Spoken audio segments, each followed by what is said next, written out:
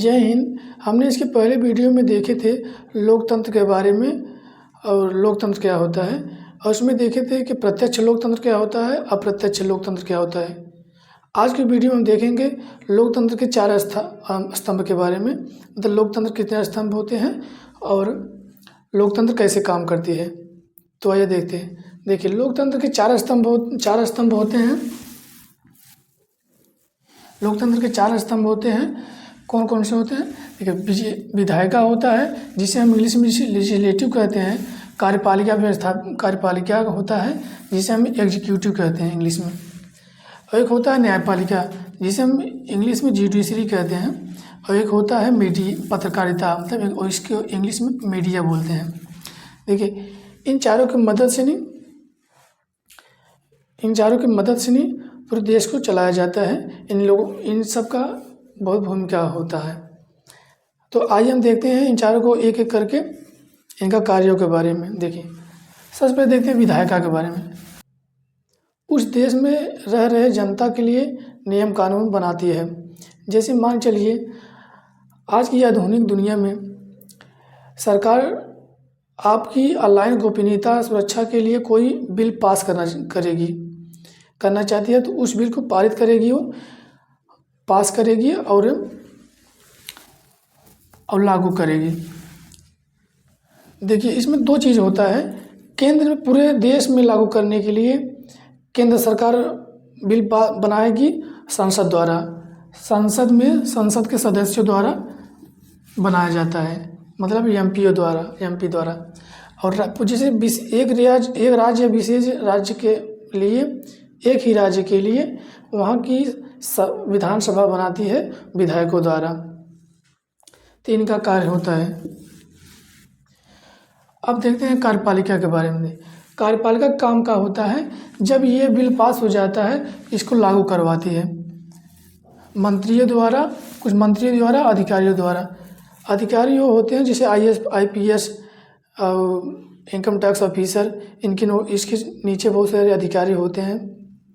इन सभी के सहयोग से कार्यपालिका अपना कार्य करती है।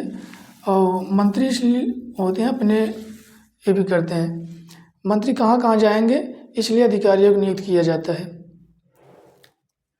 और अब आते हैं न्यायपालिका को देखते हैं। न्यायपालिका काम क्या होता है? जैसे कि ये जो आपकी ऑनलाइन गोपनीयता सुरक्षा की जो बिल बना है, उसको जब कोई उसको अवमानना कर रहा हो, उसको उल्लंघन कर रहा हो, ना मान रहा हो, तो उसको सजा देने का काम करती है। अब देख, पत्रकारिता क्या होता है?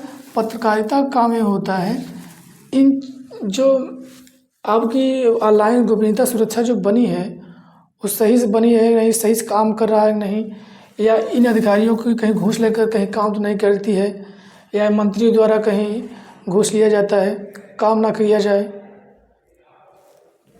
तो इसको उजागर करने में मदद करती है। तो इनका काम ये होता है। अब आते हैं, देखते हैं शासन के बारे में। देखिए, शासन के बारे में देखिए, किसी भी देश में चलाने के लिए 2 प्रकार की शासन होती है। एक होता है एकात्मक और एक होता है संघात्मक। एकात्मक मतलब ये होता है जब किसी देश में एक ही व्यक्ति द्वारा, मतलब एक ही शासक द्वारा पूरे देश को चलाया जाता है, तो उसे हम एकात्मक कहते हैं।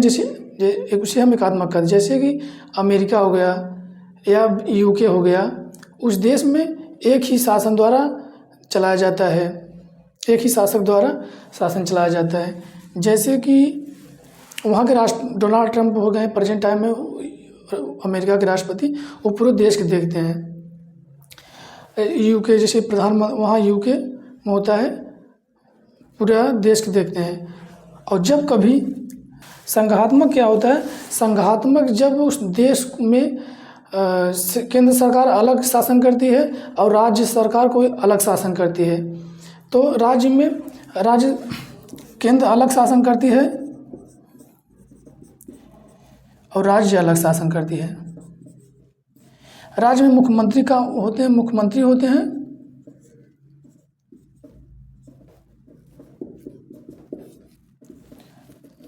पीएम। और केंद्र में प्रधानमंत्री होते हैं, पीएम।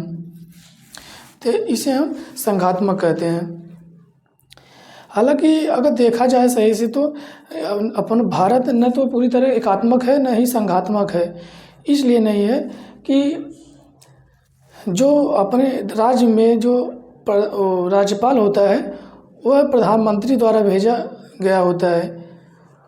इसलिए माना जाता है कि न तो पूरी तरह संघात्मक है न पूरी तरह एकात्मक है।